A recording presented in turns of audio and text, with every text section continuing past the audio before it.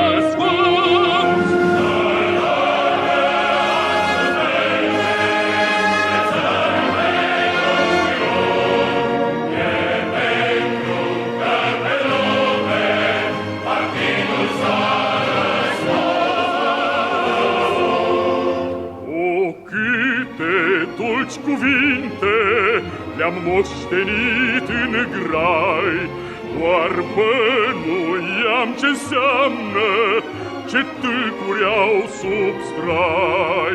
Dar dacă astăzi tâlcul de plin l-am priceput, e pentru că pe lume partidul s-a născut.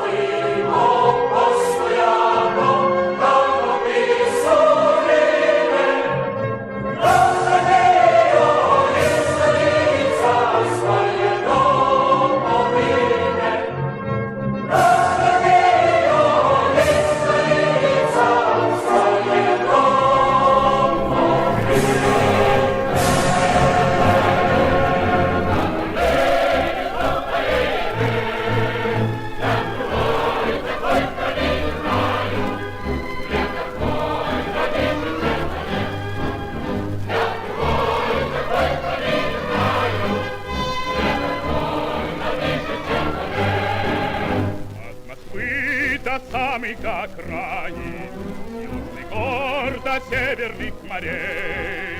Человек проходит, как хозяин необъятной родины своей. Тут жизнь невольна и широка, точно Волга полная течет. Молодым везде у нас дорога, старикам везде у нас почет.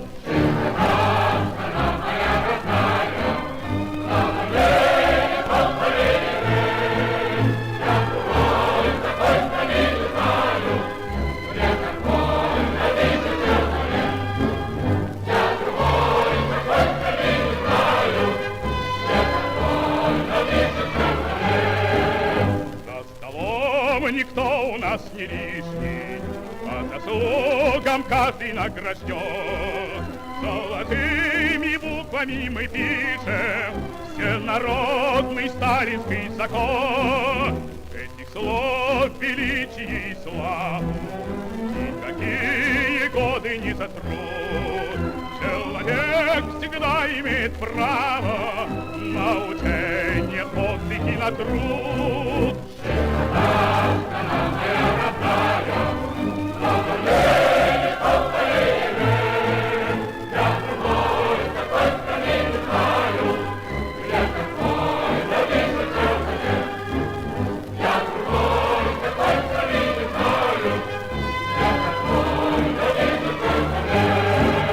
Над страной весенний ветер веет, с каждым днем все радостнее жить. И никто на свете не умеет лучше нас смеяться и любить. Но сурово брови мы насупим, если враг захочет нас сломать. Как небесную родину мы любим, бережем, как ласковую мать.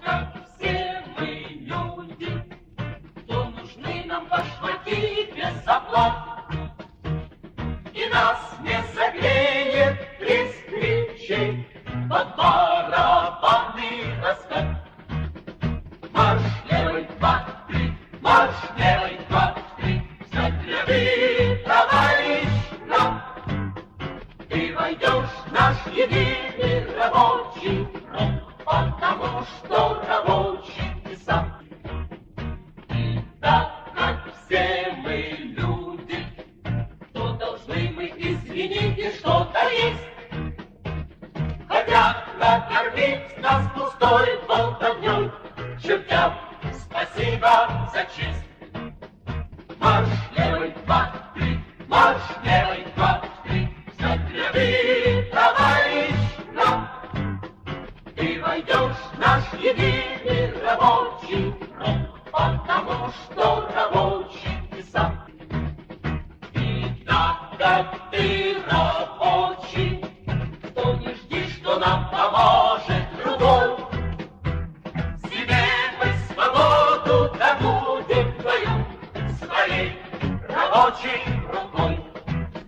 Марш левый, два, три, марш левый, два, три, встать ряды, товарищ, нам. Ты войдешь в наш единый рабочий фронт, потому что рабочий ты сам.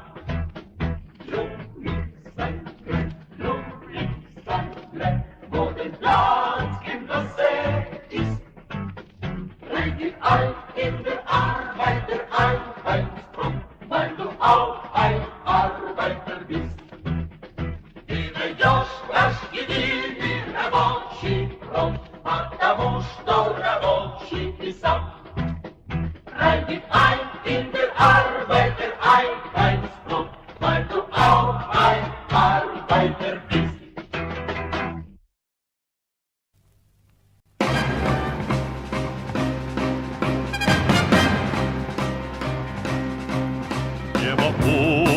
Утреннего стяг в жизни важен первый шаг. Слышишь, веют над страною ветры яростных атак. И вновь продолжает собой, и сердцу тревожно в груди. И Ленин такой молодой, и юный октябрь впереди. И Ленин такой молодой, и юный октябрь впереди. Весть летит во все концы, вы поверьте нам, отцы. Будут новые победы, станут новые бойцы.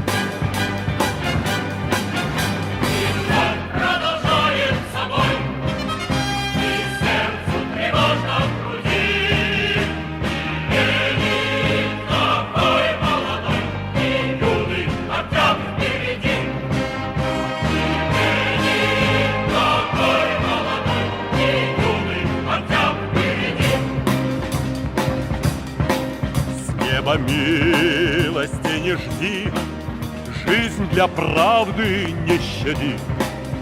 Нам, ребята, в этой жизни только с правдой по пути. И он продолжает собой, и сердце тревожно в груди. И Ленин такой молодой, и юный октябрь впереди.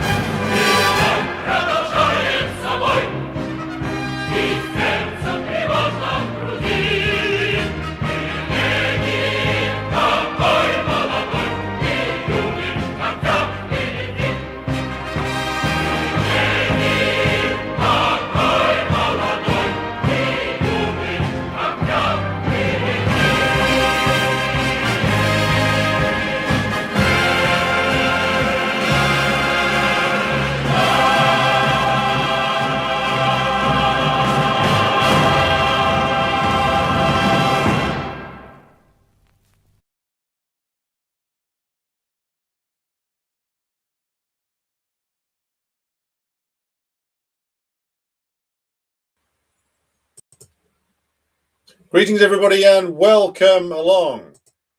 It is the evening of the 7th of February, 2026. Sorry, nearly got the year wrong now.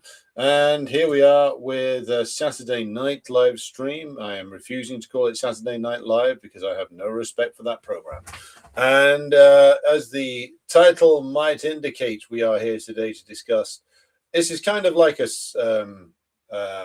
an additional show to the Fall of the West series, but it's less based on a study of why the fall is taking place than it is a discussion as to what the manifestations are. Now, I have chosen to illustrate the episode with some artwork featuring Peter Mandelson, Jeffrey Epstein, Donald Trump, and Richard Branson, Steve Bannon in hooded robes walking through a sewer, which I think suits them rather well. But the point, as the episode title indicates, is that the West is a cesspool and always was. In the previous generations, though, it was a cesspool that at least was able to be successful. In the past few decades, all we've had is a further decline into parasitism and utter corruption.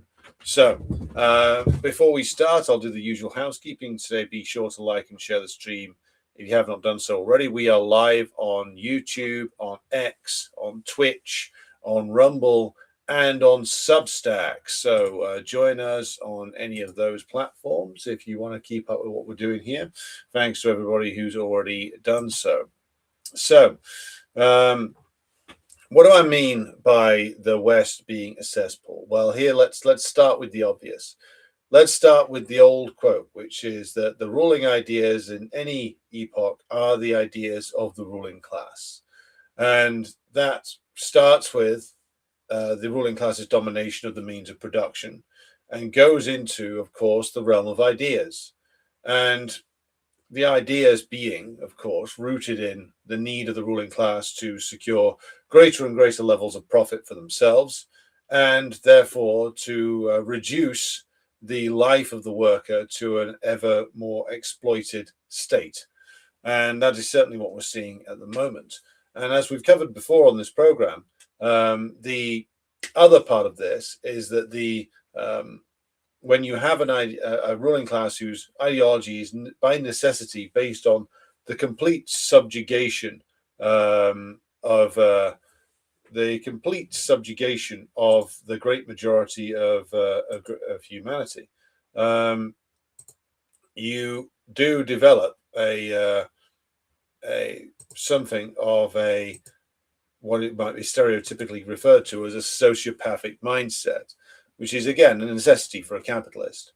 Now, to refer to the West as a cesspool, the reason why I chose that rather provocative title is because it draws out all of the West is best idiots, and also the cringe-worthy right wingers who keep trying to revive the idea of some sort of glorious era of the West.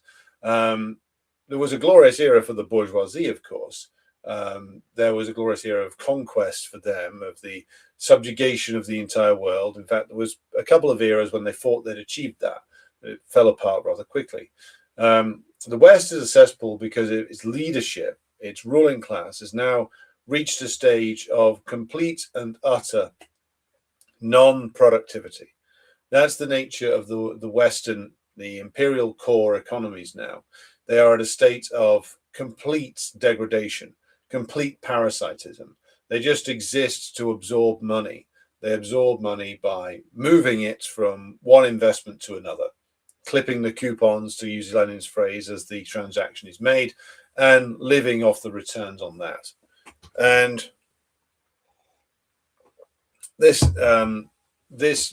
parasitism, again, let's talk about parasitism as an ideological expression. When the ruling class starts to talk about how there's all kinds of benefit cheats and how the poor are parasites, etc., a lot of this is projection, because there's no one more parasitic than the capitalist classes of Britain, France, Germany, the United States, and the other G7 nations. There's no countries in the world more parasitic than any of them, and no country in the world more parasitic than Britain. Even the United States' ruling class isn't quite there in terms of the pure parasitism you find in the British ruling class. It's nearly there, though. What pure parasitism breeds is, I would say, an unprecedented level of decadence, which is there, which has always been there, but has become more and more celebrated. You see, it used to be the case that the ruling class in the West did base their claims over legitimacy to upholding a certain set of moral standards. This is not only no longer the case; it has been absolutely been abandoned. Now, occasionally they still try and reassert that there are some sort of rules. There is perhaps a rules-based order, but thanks to Mark Carney, we know that they know that that was a lie. We know that none of them really believed it. No, none of them who were remotely serious anyway. What the West has done, what the ruling circles in the West have done, really for the last 60 years, is go through a change, which is they went from making claims to legitimacy based on Christianity, based on faith, based on, should we say, Christian-derived liberal principles. And this used to be a key part of their claim to legitimacy, that they were not just taking society forward, but they were doing so with a firm moral framework. All of this disappears from the period from the 60s to the 2000s.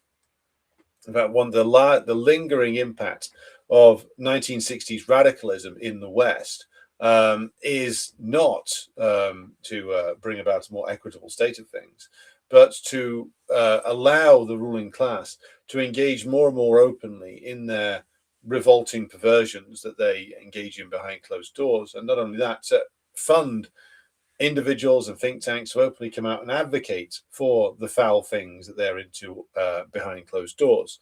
That's what a lot of the philanthropy from the American bourgeois is really all about. It's about normalizing certain behaviors that previously the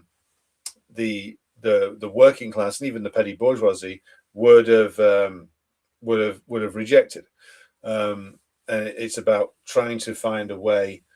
Certainly, a lot of these foundations are about trying to find a way for the ruling class to be able to engage in their revolting habits openly and without fear of punishment, even less of a fear of punishment than they have now.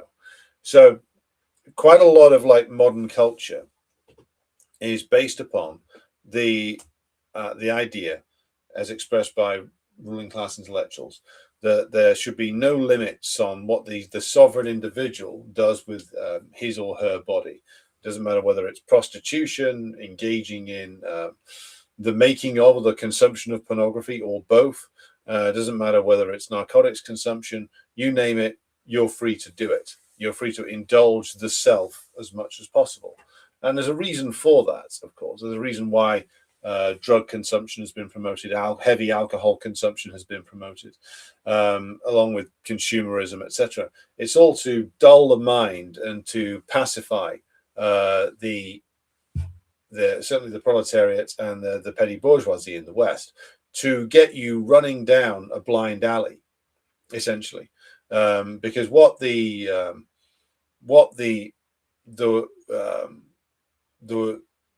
West is, the ruling classes of the West are basing their legitimacy claims on now is far less about moral behavior. It's more about that they can secure more indulgence for the self, more rights to do with thyself as thou seest fit, so to speak. Now, what that means in reality is that you have, again, the concerted push to fully legalize prostitution, the concerted push to make pornography even more prevalent in society than it is already, things like gender ideology, and all that goes with that. We became, of course, some of the obsessions of the Western left, but again, this all comes from the ruling class. And there was an interesting point made in the chat. I believe it was from Wicked Witch of the Southeast, who said something I think worth noting, worth commenting upon, which is 600 people were just arrested in California I believe human trafficking, hardly a ruling class only issue. Horrific child abuse and pedophilia are ubiquitous in lower classes as well, all over the world. Now,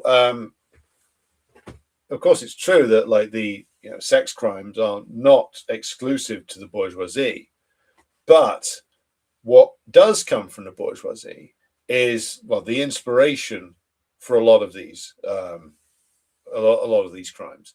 Some of these networks that get busted, some of these big networks that get busted, usually have powerful individuals from the ruling class or people slightly below the ruling class within them. And this is part of the reason why rape, sexual assault, and pedophilia aren't taken particularly seriously by the court system.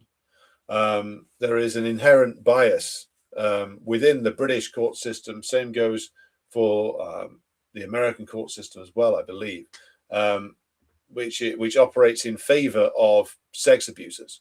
And this is a culture that comes from the top.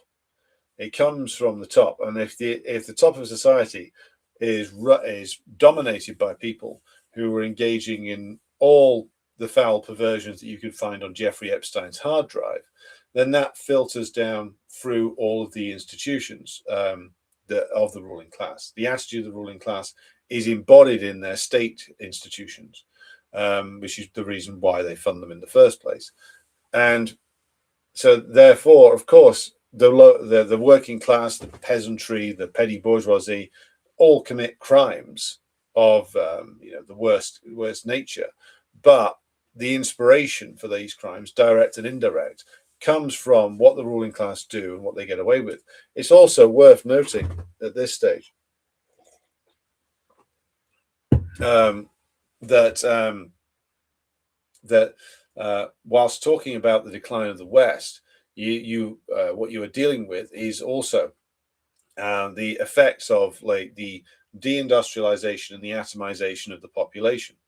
And to deal with that, what the ruling class have done is increase the alcohol consumption and increase the consumption of narcotics. These are the two methods by which the ruling class in the West, two of the methods that the ruling class in the West seeks to keep control over a population that's becoming increasingly alienated, bitter, atomized, and despairing. And the promotion of the consumption of alcohol, narcotics, etc. This is, again, a deliberate move by the ruling class of the West, because if you are in a situation where you're potentially homeless, you're out of a job, you're in despair, the drug option is presented to you as something which could actually resolve your situation. It could free your mind. It could make you forget all of your inconvenient problems. And so therefore, it's no wonder that this is relentlessly promoted. Drug usage is relentlessly promoted. And again, we don't have to dive into the realms of conspiracy to find out what this where this comes from. Drug dealing has been inherent to the British and the American imperial models certainly for the British, since the early 19th century. And again, of course, they most aggressively displayed this in their war on China in order to force that nation to buy opium. So the British state and the American state and the banking system are all bound up with the illegal drug trade. And they always have been. Like the cartels, as various South Americans have observed, do all their banking a lot of their banking in Wall Street firms. They do a lot of their money laundering there. The other side of it is, of course, that the vast drug dealing operations that the cartels, the so-called cartels, engage in, the vast amount of products that they move. This does come very much to the attention of the police and intelligence services in the United States, Britain, etc. But quite a lot of the time, they just look the other way, because it's actually in their interests to have us drunk off our faces, drugged up, and tranquilized. because only by doing those kind of things can they hope to hang on to their power for a few more years. It's in their interest to have us as messed up on narcotics as possible. It's in their interests to make sure that we're always going to the fridge for another beer or something. Because, you know, drunk, alienated people who are angry might take action. Alienated people who are drunk, drugged up, and becoming more and more depressed, well, that's just just great from the point of view of the ruling class. And somebody points out in the chat, well, the booze and cigarettes are also technically drugs, and those are, of course, taxed to the point where they provide a windfall to the governments of the Western world. Now, the decline, or the cesspool that I'm referring to, also applies to the realm of culture, and here there is a direct link to the empty, alienated hedonism that is promoted by the ruling class, which is that the movies in particular, but also television, also novels in the West, often routinely promote narcotics, alcohol consumption, etc., or like they routinely promote degenerate sexual behavior as well.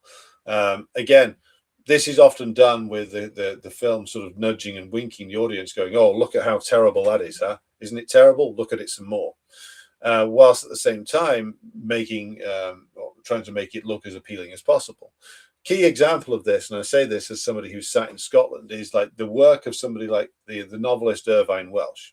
Now, Irvine Welsh is an interesting character because of the things that he writes about, but you have to realize that, like, the portrayal of junkie life on the streets of Edinburgh, particularly as filtered through the 1996 film Trainspotting, is actually designed to look somewhat glamorous. Now, I know that it doesn't look it on first viewing, but what you've got to realize in the way that certainly film is constructed and the culture is constructed is that they don't have to be telling you go and do this for it to get promoted to you. They just stick certain things alongside each other, certain pleasing images, certain things that will trigger certain responses in the brain of the audience. And before you know it, you've watched a film that's nominally about the terrible nature of drug dealing and drug taking. But because they put a certain amount of imagery in there that was calculated to stir the interest of the brain and make it pleasing on the eye, what you end up with is something which in actual fact makes a pro-narcotics argument subconsciously to the viewer. And this happens for an awful lot of certainly Hollywood films, British films, etc. And that's also why these films continually get made, because what they're doing with the film industry, the television industry, etc., they are, from the earliest period in your life, shaping your consciousness to be an effective worker in this hyper alienated atmosphere of late stage imperialism. They want people who are stressed out, people who are not only alienated but are dealing with that via self-medication, people who are unable to focus on anything, people who are perpetually afraid of any kind of discipline and self-sacrifice. That's the model that they want for us. And so our behavior is being conditioned by them, by all of these mediated products. And I would say this also, even when it comes to the concept, the mere concept of a revolt itself, a revolt against the system, even the way in which revolts are considered is, again, filtered through the ideas of the bourgeoisie. That's what they've given us in terms of an intellectual legacy. They have given us the idea that revolt means going out on the street, marching around with a banner held in the air, singing a song, and going home. And that bourgeois concept of what politics should be is one that, of course, they're very keen to promote. they're very keen to promote, like dead end strategies. Again, this isn't just about now discredited figures like Noam Chomsky, but again, the reason why the Noam Chomskys and the Zizeks of the world are promoted by the system is because ultimately they lead their adherents down a long and winding path to absolutely nowhere. And again, like the ruling class is quite happy for you to do that. They're quite happy to have their opponents be people who have been dazed essentially by the sort of bombardment of images hurled at them. Most people's view of, like, again, what a revolt is so hyper mediated by all these different media products that it becomes like almost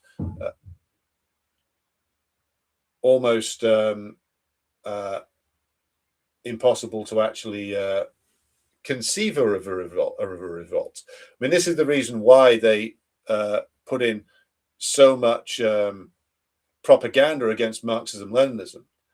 Isn't because it's not just because they want to discourage us from like reading the classics. It's because they're trying to keep our very conception of what a revolt is in terms that they control.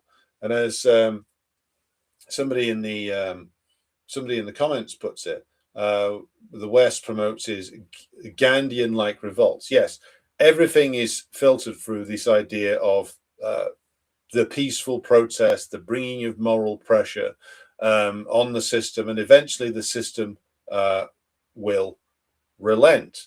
That's what they are. That's what you're programmed to think. But the system does not act like that. The system only relents when it is under the credible threat of force, and sometimes not even then, because it can't relent. But I have gone through so many protests, so many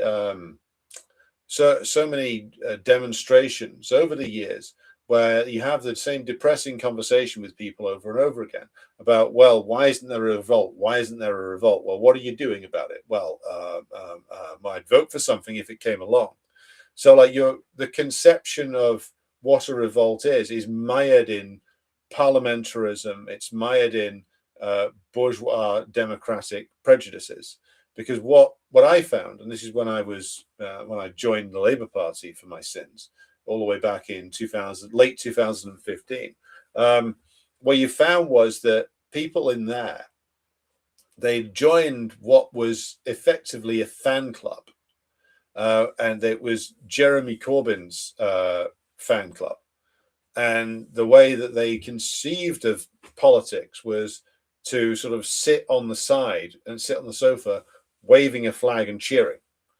And again, like, that's not necessarily their fault. That's what they've been encouraged to think.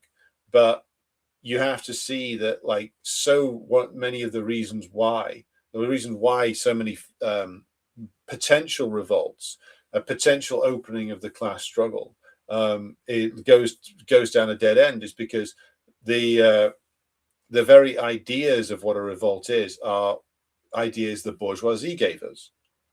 And you see this all the time with so-called Marxist organizations. You actually question people about what a revolution might look like, and it's like the same sort of like 1960s nonsense filtered through like postmodernism, and that's about it. So going back then to the question, the episode title, which is the West being a cesspool. So you have a ruling class which is completely parasitic, vicious to the point where it will kill happily to preserve its privileges, where it wants to suck the lifeblood out of whole nations. And if you want to see a discussion about the link here to the Epstein files, then go back and watch our episode of Decline and Fall that was out earlier this week. I'll just shorthand the conversation we had there by saying this. One of the things that like Epstein, Peter Thiel, people like that are into is the idea of like looting a nation right down to the bones of the earth, so to speak, and not just looting its industries, its science and technology, but also its human beings. That's one of the big things of the 1990s and early 2000s, is like the vast amount of the forcing of Russian, Ukrainian, and Eastern European women into prostitution. And again, this is another charming idea of the ruling classes of the West. They see it as their entitled position to use and abuse anybody as they see fit. Now, against all of this, of course, we must posit a communist vision of the future. But to do so, we absolutely have to get around the what I would call like the leftist obsession in the West with the sacredness of the individual, because it's not really the sacredness of the individual. What you have in the West as the guiding principle is the sacredness of the bourgeois individual, which is one of the big problems that the Western left has, as personified by someone like Chomsky, who is, of course, an idealist. And I am going to be doing a critique of Chomsky's anarchism at some point in the near future. But one of the things that he writes about, and one of the things that's present in all of his writings, is a conception of the individual which is wholly bourgeois. It's an individual that is often unconnected to a wider social network. It's the bourgeois conception of the individual has been like hammered into us over and over again, which is that the individual is this bold and daring character, and if just given the chance to thrive, will inevitably succeed. And how dare you try and put any barriers or discipline on their behavior? It's what you find when you run any kind of organization. You try and introduce like the remote amount of discipline into it, and like all kinds of people start immediately bitching. I remember one leftist organization for about 10 years ago always insisted on holding its meetings upstairs in a pub, which might have been like something that they'd always done, but like it did stop people coming who had an objection to drinking. And it also looked ill-disciplined. If you're sat there doing a political meeting and you're all drinking pints, which is what the members of this organization used to do, it doesn't leave a particularly good impression on newcomers if everybody's half cut. And if you try and suggest that people even just shouldn't drink in meetings, and everybody has a fucking fit. How can you say that? You can't dictate to me, etc., etc. Well, it's no wonder these people will never achieve a revolution, because given the choice between doing something serious and having a series of drinks, most of these people in the Western left will choose to have a large series of drinks. Now, someone's asked in the question about the Workers' Party. I believe if you're referring to the Workers' Party of Britain, I'll just go on to a digression about them later on. So we'll be coming to them because there's an important development there. But the point is, when you look at the cultures of the West, you have the promotion of like alcoholism and narcotics, prostitution, pornography. You have an atomized set of individuals that are hyper alienated, but are unable to see the necessity at this stage of collective struggle and, of course, collective discipline. And you also have the constant promotion of the cult of the individual by the bourgeoisie, which, of course, is designed to hammer into the head of the proletariat that they are supposed to lust after bourgeois freedoms, which, of course, is impossible for the proletariat to actually do and succeed. Now, the fact that there is zero discipline in these organizations, the fact that they are mired in moral degradation, again, all deliberate designs by the ruling classes. Because what they fear most of all, more than anything else, is that if the masses are organized inside a disciplined and unified communist party, that would be able to actually exploit the damage that the ruling class's decaying system is doing to itself now. So the West is a cesspool, but it can only be drained by us wading into it and pulling the plug, so to speak. But the reason why the culture is so rotten comes from the top. It comes from the ruling class itself and filters downwards into the base of society. So if there's large numbers of child abductors, pedophiles, rapists, etc., running around various different cities and sometimes getting arrested, sometimes not. Well, this is because this is the behavior of the ruling class filtering down to the lower levels of society. Sometimes these people who are arrested, these low-level people who are arrested, work for some element of the ruling class or another, or sometimes they're just some psychopath who gets arrested anyway. Often they are servants of the ruling class in some way or another, though. So Jonathan says, I do find myself occasionally choosing weed over reading, educating myself, something I'm working on. Look, we've all had our problems with this. There's no, I mean, it's the old biblical phrase, let he who is without sin cast the first stone. Look, we're all brought up in an atmosphere where booze and narcotics and other things are treated as solutions to our problems. That's something which, again, we all grow up with. And the important thing to realize is that that is essentially a trick on us. If we want to make any difference, then it will need the kind of communist organization that we've not ever really seen in this country or in the United States. You had the heroic early period of the CPUSA. You had the heroic early period of the CPGB. But all of that's been left behind a very long time ago. As the labor aristocracy and petty bourgeoisie came to dominate a lot of these organizations, they became conservative, wary of risk, ill-disciplined, and unwilling to engage in any kind of revolutionary self-sacrifice. That's the nature of these organizations. It breeds weakness, it breeds division, it breeds the kind of attitude which is unable to conduct any kind of struggle in a serious way. So here I'll get to the final point on the opening comments before turning to your comments. The parasitic order that exists around us is something which needs to be properly explained. You can only do that through a communist party. You can't do it via a social democratic party. And here I'll get to Galloway's Workers' Party. Now, Galloway, for those of you who don't know, was somebody who's been around a long time. George Galloway, the former Labour MP, repeated MP for various different breakaway left parties, was elected outside of the major parties to Parliament in 2005, and again in, I believe it was late 2011. And each time this has happened, he has, of course, got into Parliament. He has attached himself to an organisation, but then that organisation fails to go anywhere and declines and implodes in on itself. Now, the question is, of course, why? Why does this keep happening? The reason why is because Galloway has never moved beyond Labourism.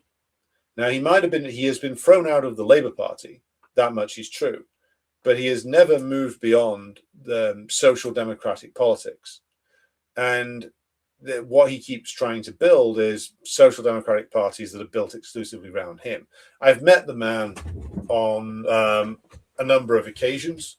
Whilst it is very important to say that he has taken some positions which are worthy of respect. So, in fairness to him, he denounced the Ukraine war before it was safe to do so. He denounced, of course, he has advocated for the Palestinian struggle for a long time. He was against the Syrian regime change war. So all of that is in his favor. But as with the WPB, as with Respect before it, he's shown a complete inability to build these things into sustainable organizations. He's good at getting elected into Parliament, but that's about it. He doesn't do anything after that. Winning a parliamentary seat should lead to a breakthrough. But what generally happens to all the organizations which he founds or runs is that they slide into decay very quickly, end up run by very small cliques, based around Galloway himself and go nowhere. The latest one, the WPB, again had a breakthrough. And yes, I was in the WPB for a little while. And to answer Callum's point in the chat, the CPGBML were there at the beginning of the WPB, but again, Galloway showed his hand, in terms of him being fundamentally an anti-communist. One of his icons is fucking Tito, for Christ's sake, and not Tito just Tito the war hero against the Nazis, but Tito the revisionist whose system led Yugoslavia ultimately to oblivion via his collaboration with imperialism. Galloway is an anti-communist also in the sense that he has that British left social democrat attitude towards communists, which is that he's prepared to work with communists and use them to get what he wants, but he's always hostile to Marxism-Leninism, and is hostile to the kind of political education that would be necessary to actually build an effective communist organization, or even a social democratic organization. Now, Galloway is an opportunist. This opportunism has manifested itself in various different ways, one of which was manifested in the hilariously ridiculous interview that Galloway did with that sex criminal pervert wannabe pimp Andrew Tate, where he was groveling to him for a sustained period on his Moat show. Andrew Tate, who, by the way, Andrew Tate's father was, I believe, an intelligence operative from the United States. He's I don't know whether he's still a current MMA fighter, but is a sort of partially retired MMA fighter.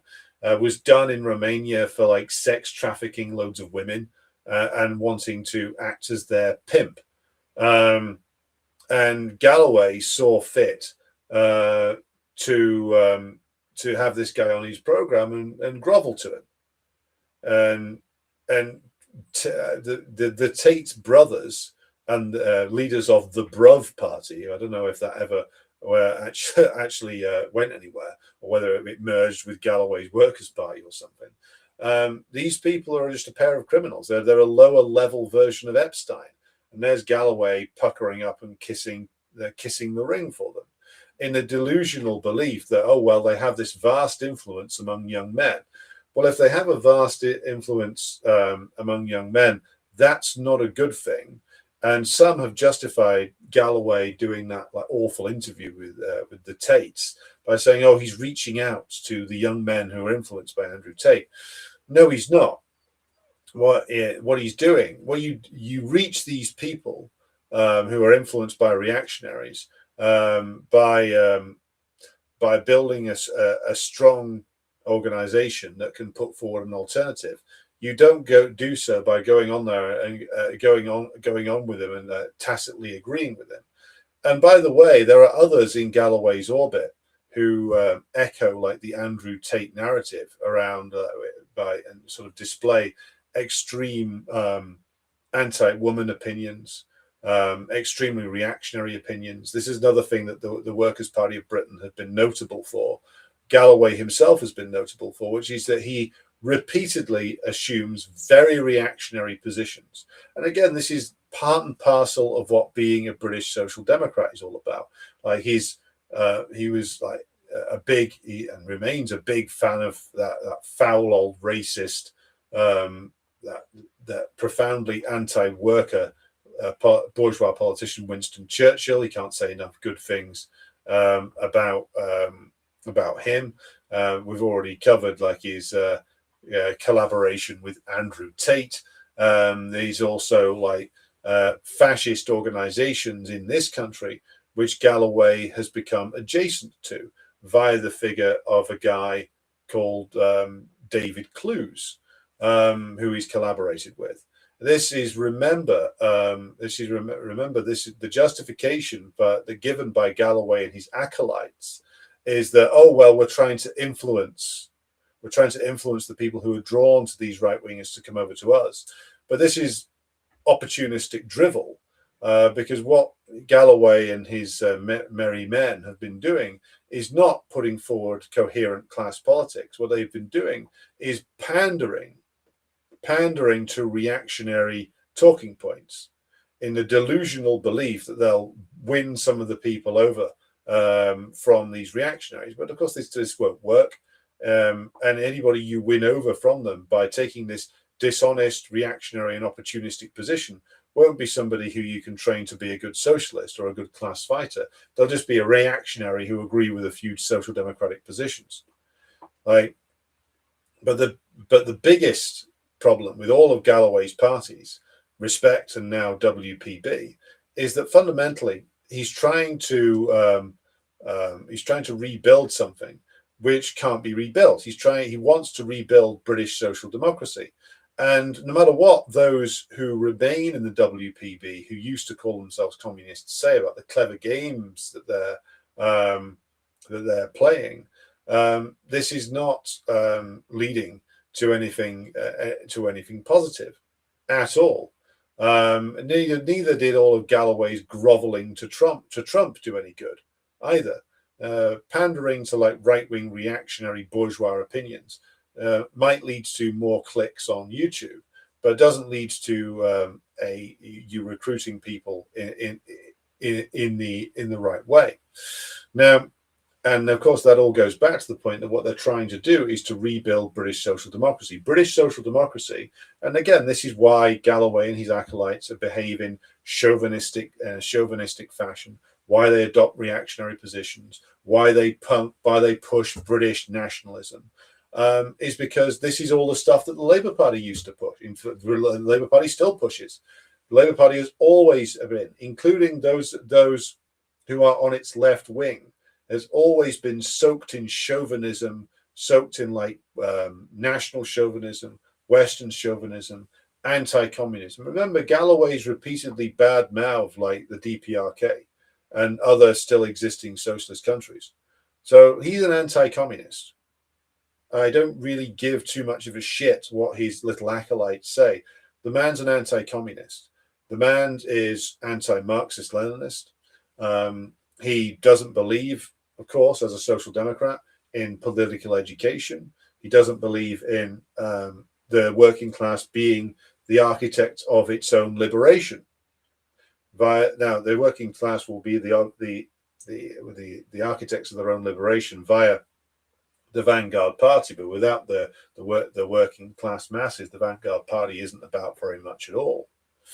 But social democrats, it's not just Galloway, this is all the social democrats. This is Jeremy Corbyn, this is Zara Sultana, this is all of them. None of them believe in political education. None of them believe in it because they don't want politically educated workers in their organizations. That what they want is passive voting fodder. Again, that's true of Corbyn, it's true of Sultana, it's true of Galloway. What they want is thousands of members on paper who will go out and vote the right way when the time comes. And Galloway himself just wants to be an MP again, or he did. I'm not sure whether he still does. I mean, I think he's gone into exile now or something like that. But for the longest time, he just wanted to get back into Parliament. And remember, for both Corbyn and Galloway, they didn't leave the Labour Party. The Labour Party threw them out. If the Labour Party had not thrown Galloway out all the way back 23 years ago now, he'd still be running for them today. Jeremy Corbyn, had he not been thrown out by Keir Starmer, would be advocating for a vote for Labour at the next election. This is the Social Democrats, having declared Blair to be a criminal and a liar and a warmonger. They including Jeremy Corbyn, all called for a vote for the Labour Party at the next general election. Like, Social Democrats, whether it's Galloway or Corbyn, just lead the working class to a dead end. Compare this to how we should conduct ourselves as communists. And here I'll get to the point here. Somebody says he's streets ahead of the BBC. There are corpses in graveyards that are streets ahead of the BBC. You know, if that's the yardstick that we're using, yeah. You know, there are woodworm in furniture that are streets ahead of the BBC. The BBC is a pure bourgeois state propaganda outfit. It is a state news organization and a broader state broadcaster. Its job is propaganda. Everything it does is propaganda. You know, no, so to say that Galloway is better than that, well, Galloway's hat on its own is better than that.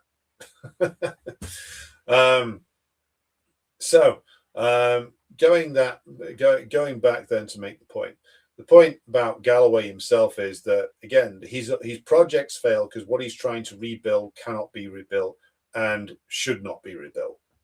And the man, the man has campaigned and has won seats in a deeply opportunistic fashion and offers no path forward for anybody. WPB now have stood down from, they were looking to stand in the Manchester Gorton by-election. They're now not doing that anymore. I don't know whether they're going to endorse the Green Party. Certainly Galloway was trying to make overtures to Zach the hypnotist Polanski in a few months ago. So this is another experiment that is finished. Galloway has done what he always does, which is drive it into a ditch because he insists on total control over it. And if you're prepared to be one of his sycophants, then he'll allow you to do some like shitty little side projects inside of it. Now the point that I was making prior to the digression there, and point to conclude here on here, is that many people can now see the corroded nature of the societies around them, but they can't put it all together. This is the necessity of. This is why Marxism Leninism is an absolute necessity, because if you don't have the Marxist-Leninist understanding of like the Epsteins of the world, of all the rotten reactionary culture of the British ruling class, then if you don't have that understanding, then you end up becoming either one variety of reactionary or another. See, many people, when confronted with the decay and degradation over the last few years and the rigging of elections, the blatantly anti-democratic nature of this of all of the political institutions, a lot of people end up falling into despair and becoming reactionaries of various different descriptions, both religious and non-religious. This is why, again, only Marxism-Leninism can properly and adequately explain the situation that we are in. And that's why when you get people like Galloway who telling everybody, no, don't get educated, don't politically educate yourselves, just trust me, listen to my takes, well then, that's more and more reason not to trust such a person, because without education, without serious political education, then workers will be left as people trying to navigate a map that has no path on it. Right. So let's have a quick look through the comments here. Good evening to Comrade Jason, Michael McGoldrick, Brolin, Angry Prole. Have I ever discussed Charlie Chaplin? No, it might be something to look at in the future. Free Palestine 800 says, can't stand TV, music, films, etc. All crap. The modern stuff certainly is.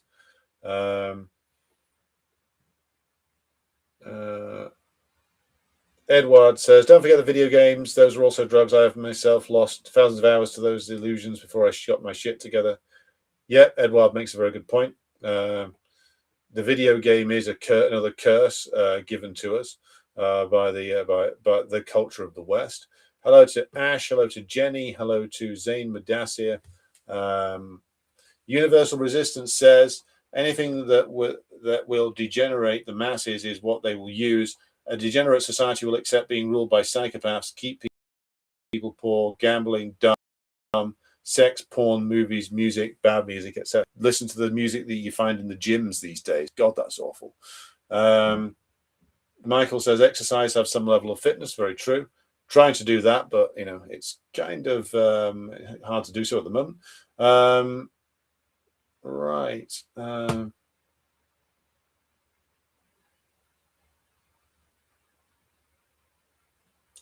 Nehat says, from an ex-Hollywood pro to you, narcotics in media is simply there because they get budget from drug dealers and documented. That is all. Would not surprise me in the slightest. What else have we got here? Someone says Hillary Clinton reminds me of Nurse Ratched. It's very unfair to Nurse Ratched. She's probably killed the nurse killed far fewer people.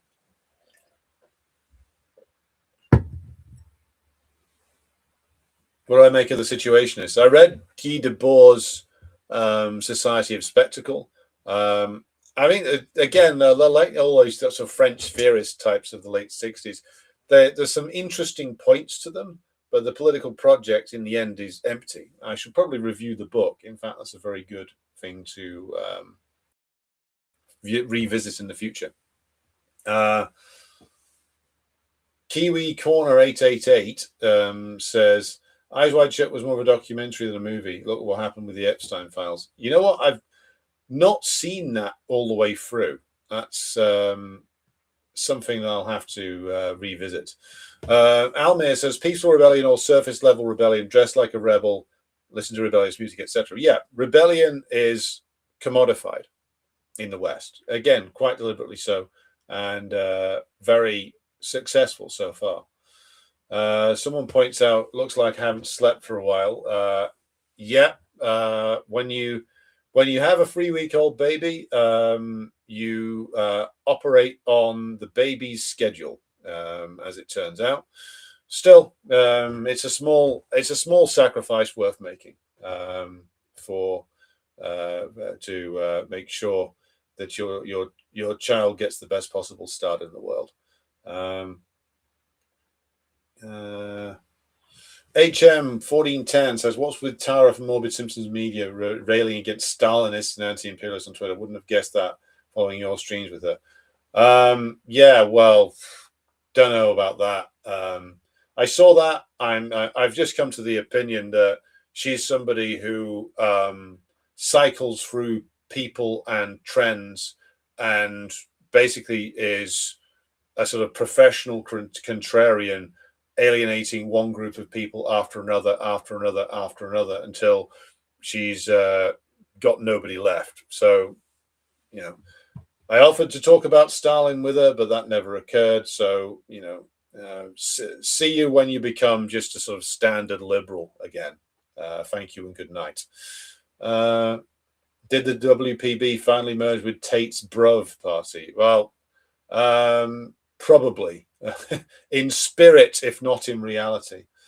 Yes, I was in the WPB for a while. Galloway ridiculed people who were 9/11 truthers. Yeah. Of course he did. He'll probably do the opposite if the money was right. Was Timothy McVeigh a patsy? Yeah.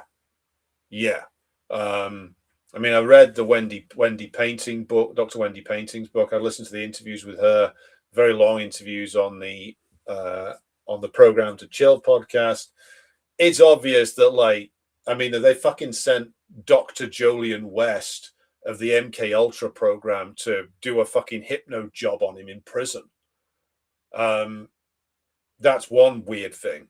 There's so many other weird things about McVeigh's background as well, about his military service, about what he did in the Gulf War, about whether he had Gulf War syndrome, about weird medical shit that he had going on, about what he was actually doing when he passed through the several different special services units that he was assigned to, who are the wider group of individuals that were in his orbit were people like the strangely named Roger Moore, and others.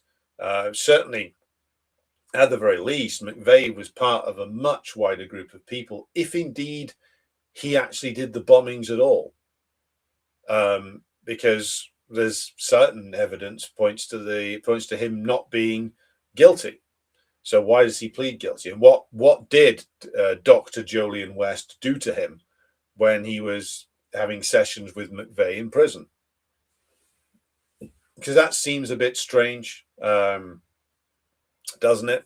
To go and send the MK Ultra doctor in to interview this guy. The MK Ultra doctor, who was also apparently involved with the interrogation of Jack Ruby just before Jack Ruby lost his fucking mind. You know, there's a lot of strange stuff with Oklahoma City. Once you scratch the surface of it, the government story makes no sense. Again, at the very least, there was a much wider group involved in all of that. And then you get to the whole question of like the right-wing ultra reactionary militia movements in the 90s, that periodically the federal government would like arrest you of them, but there's a whole bunch of them out there, and they're tolerated by the American state. They are like the reserve forces of reaction, and to keep an eye on them and to keep them under control, the American federal government sends in various spies, double agents, informants to make sure that they know what's going on inside these organizations. But with a lot of like these American ultra right wing groups, there's a lot of evidence of like state involvement in them, including like Aryan Nation and stuff like that. People, these criminal Nazis who do like bank robberies, drug dealing. It's a lot of evidence to suggest a very heavy American there. Slight distraction there, but we carry on.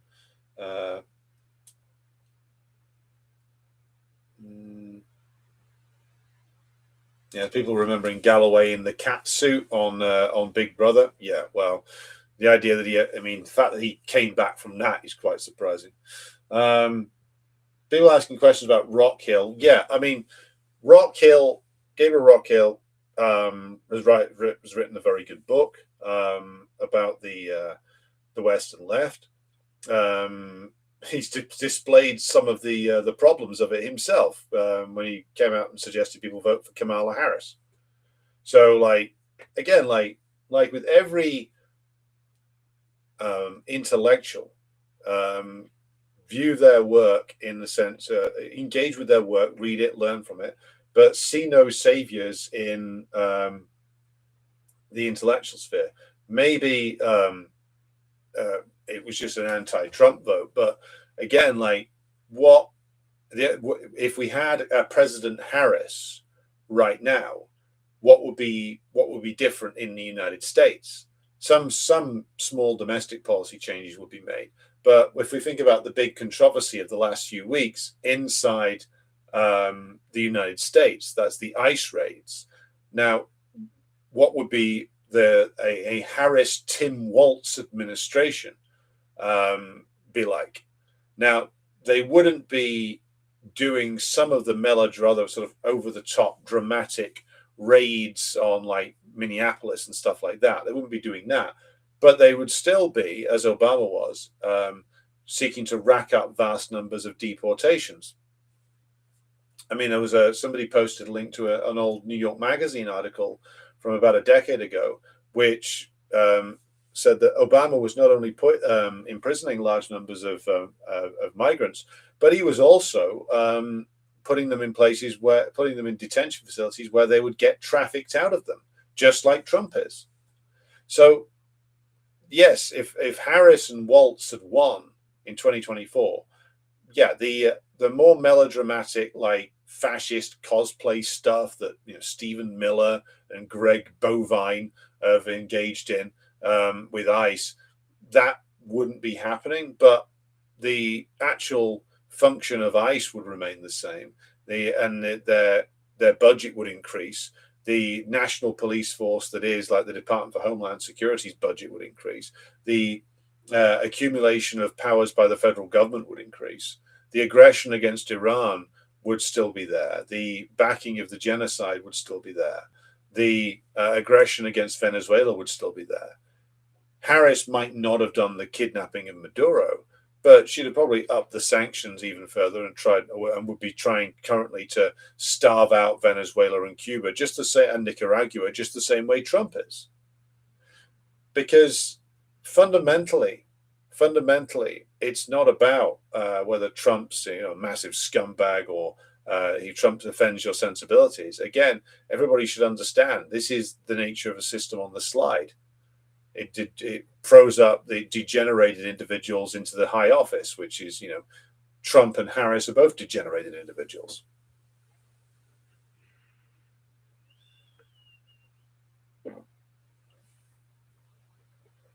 All right, so who else we got here?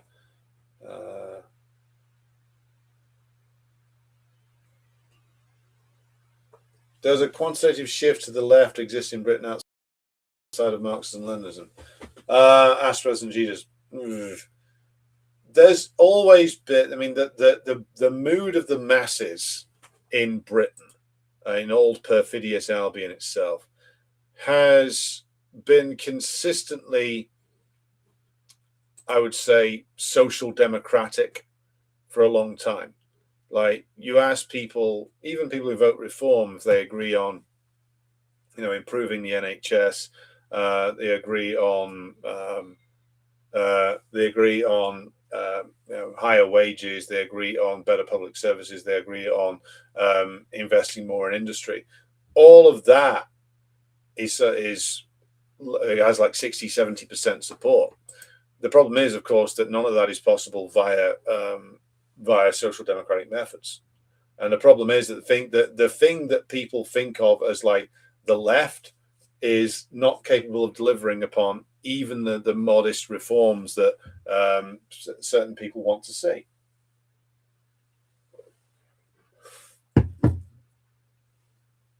Marius in the chat says, I remember when Obama bombed Libya and almost no one processed it in the US. Yeah.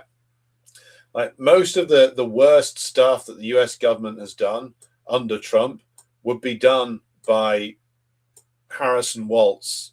The messaging would be different. There'd be more rainbow flag waving. There'd be more woke stuff going on. ICE would have to have transgender people in its hierarchy. There would, rather than Greg Bovino, if he wanted to become like, what was his title, like a commander at large or something, would have had to probably put a skirt on and a bit of eyeliner and declare himself to be trans if he wanted that position. Irish Partisan says, Robert Simpson's always struck me as a typical American leftist platform, contrarian, ultra-leftist, and ridiculous. Well, that's certainly what it is now. McVeigh sounds a lot like Oswald, indeed. What else we got here? Yeah, PSL. PSL, Party for Socialism and Liberation in the United States, a fundamentally ridiculous organization. Just a long time, like Trotskyite nonsense. The usual ultra-leftism collapsing into liberalism. They go from screaming general strike now to saying vote Democrat, all in the space of about 2 breaths. Not to be taken seriously.